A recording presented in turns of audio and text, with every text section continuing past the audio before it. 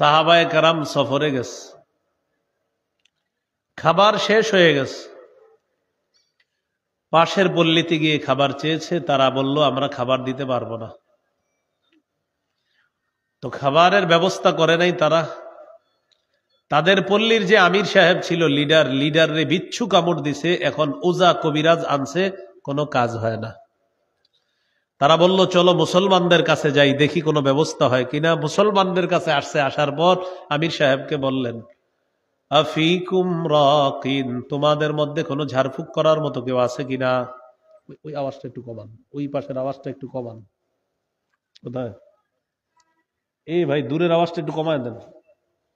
ওই mic man ঘুমাইতেছে? আচ্ছা আচ্ছা, থাক থাক থাক, জাগ্রত করে। না না, ডাক দেন না, ডাক দেন না।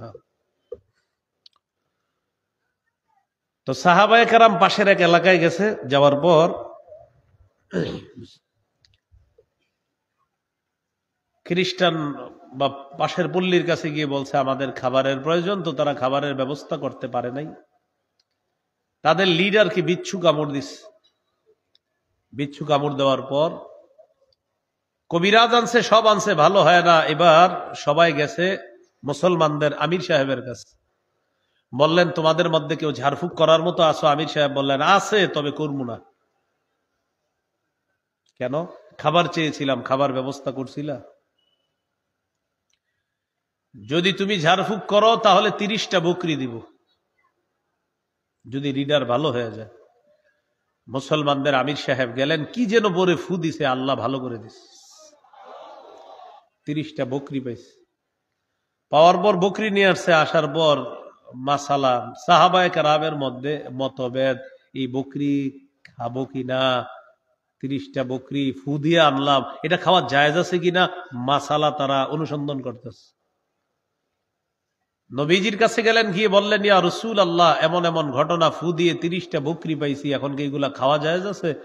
নবীজি বললেন কি পরে ফু দিছো? হুজুর সূরা ফাতিহা পড়ে ফু দিছি, আল্লাহ ভালো করে দিছে।